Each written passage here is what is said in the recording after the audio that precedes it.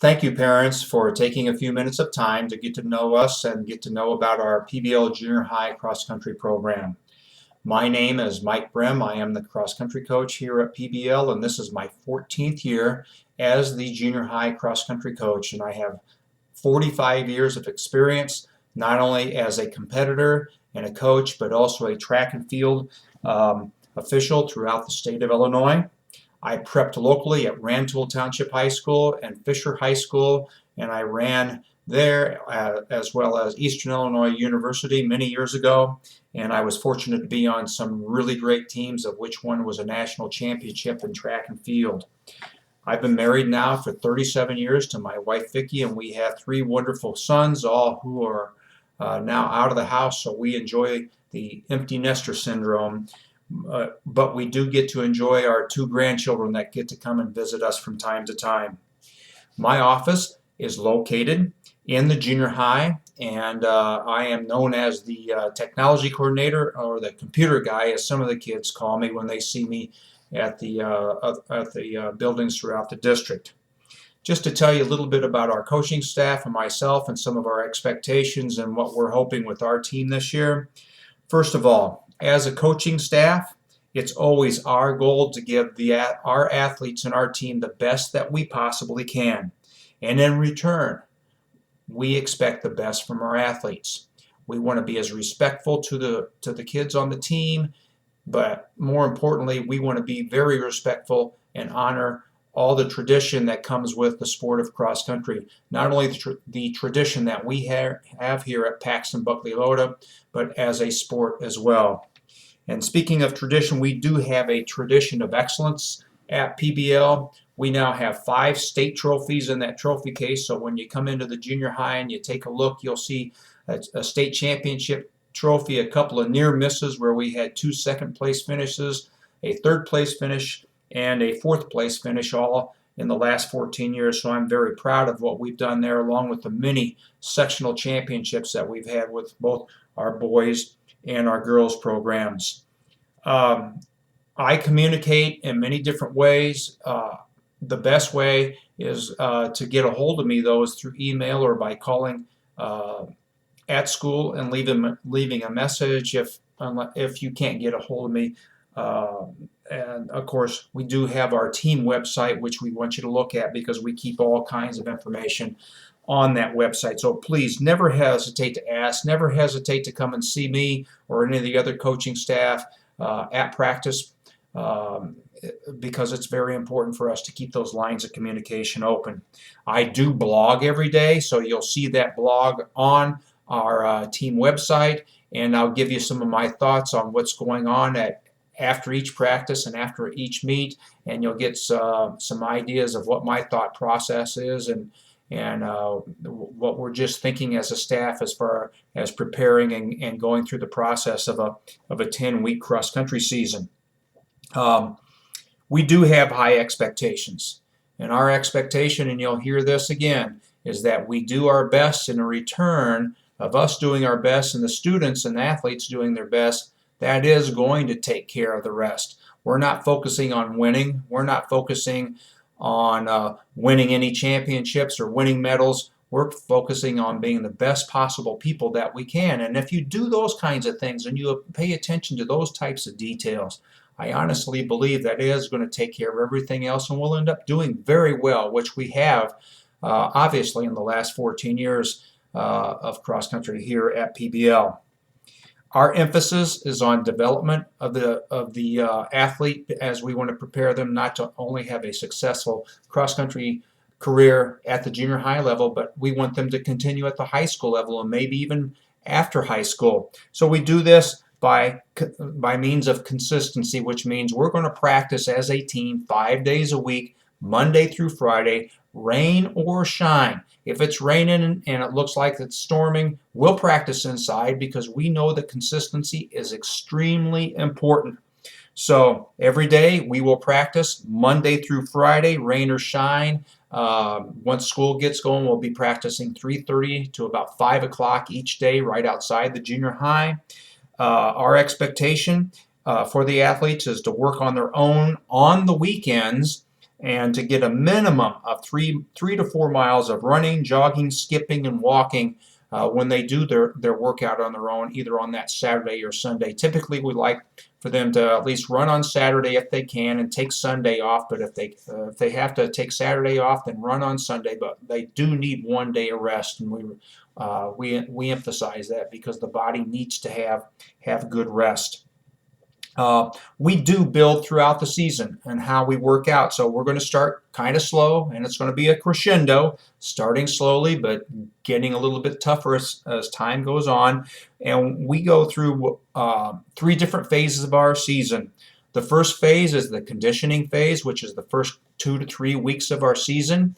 After that, we go into the exhibition phase of the season where we have about 4 or 5 home meets in a row where we just want to get the kids used to running that 2 miles. Some of our newbies, as I call them, especially our 6th graders or any new 7th or 8th graders that come into the team, it's going to take them a while to get used to running that 2 miles. So that's the exhibition phase, just to get the conditioning and get out there and see what they can do, and also perhaps position themselves as one of the better runners on the team as we get into the last phase of the season, which is the championship phase.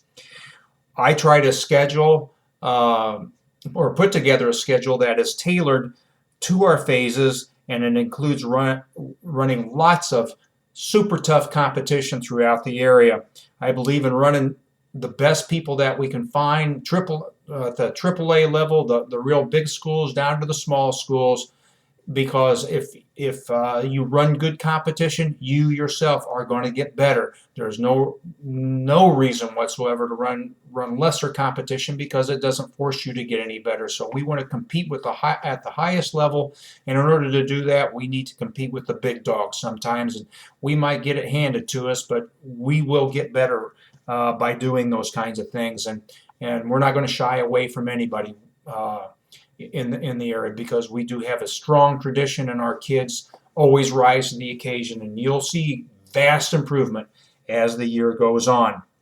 Want you to look at a few things and keep this in mind, that we do have some athletes who double in sports. Maybe they're playing youth football, maybe they're playing softball or basketball, and we do provide the opportunity for our athletes to work out in the morning, and we'll put those morning workouts out there. We'll provide breakfast to the kids after morning workouts. Now, we know that conditioning is really important, and we as a coaching staff will provide the opportunity to work out in the morning if we need to. I want to stress the whole concept of rest, nutrition, and hydration as being 3 keys to doing well. Rest being that we've got to get plenty of sleep each and every night, and I talk to the kids about putting their phones away at night, because I know how they like to text their friends. But they do need to get the rest, and a minimum of 8, preferably 9 or 10 hours of sleep are needed in order to build a good, strong body, and also to recover from the work that we're going to be doing.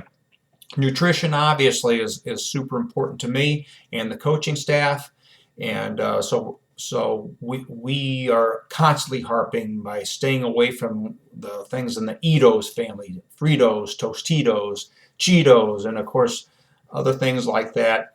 The energy drinks, which are bad, drinking pop and high sugar content. We're looking more for milk and water and fresh juices. Those are important. And so keep those things in mind, and we're going to harp about that all season long. We have 3 basic rules on the team. First of all, rule number 1 is follow the golden rule, which basically means treat other people as you wish to be treated.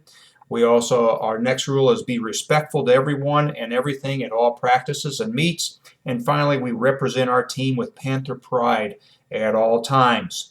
Another thing to think about is athletic eligibility, and I harp about grades. Our students must be passing every class, including PE class and band class and library and things like that. So we're going to stay on them, and I do have study table for after practice sometimes for students who don't want to get their work done. I pride myself on our students doing well in the classroom, and after all, that's what they are in school for. As far as the Tuesday early outs, we will always have study table on those early outs unless we have an away meet, which means as soon as school's out, we'll go down to the cafeteria and the students will have an opportunity to get their homework done before they even have practice. Also, just as a reminder, as we know how the kids are, sometimes they want to goof off in practice or fake injuries or something like that. If they don't practice, they won't compete. It's very simple. That kind of puts the onus of responsibility back onto the athletes, but if people are skipping out of practice on a regular basis or ditching practice or halfway through practice and faking an injury, as sometimes might happen, it's very simple. If you don't complete the workout, you don't compete in the next meet. It's always been a rule of mine. Parents, we're going to need your help at all the meets, and also sign up for our water list and our snack list, as we wish to provide healthy refreshments to the team throughout the season. Our theme this year is the main thing, because the main thing about the main thing is the main thing, which means this. If we focus on things, if we set a goal, and goal setting is very important to me, then we've got to focus on everything to accomplish that goal. And in this case, for us, accomplishing the goal of being the best person that we possibly can be. Now, note I didn't say best runner, but best person. By being sound in the classroom, being a good, solid citizen at all times, and being the best that we can at practice by putting forth the best effort that we can. If you do those kinds of things, you're going to probably end up doing extremely well. So you have to focus on the main thing, which is yourself, being the best that you possibly can. So the main thing about this year is I want our students to be the best that they can at all time. And if they can do that, everything will work out extremely well for us. Now, you have a little job that you need to do, and that's fill out that piece of paper with these 3 simple words that have proof, or is proof, that you have watched our parent video for this year. So, if you're ready, here we go. Those 3 words are this year's theme, the main thing. Thanks for watching and listening, and remember that Panthers do their best.